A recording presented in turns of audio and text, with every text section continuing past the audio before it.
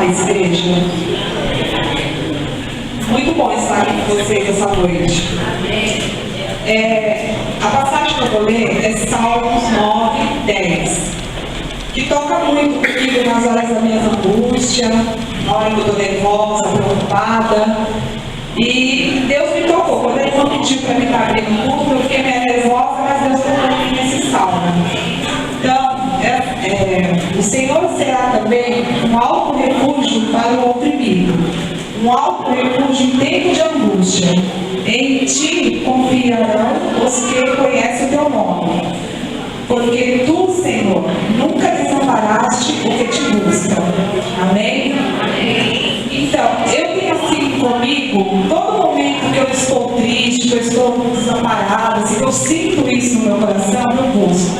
Eu leio a Bíblia, coloco o joelho e ali estou falando com Deus.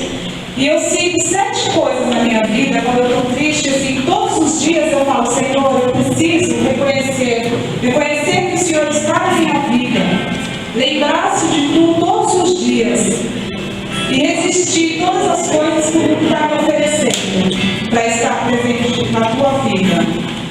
Eu também tenho que me humilhar diante do Senhor.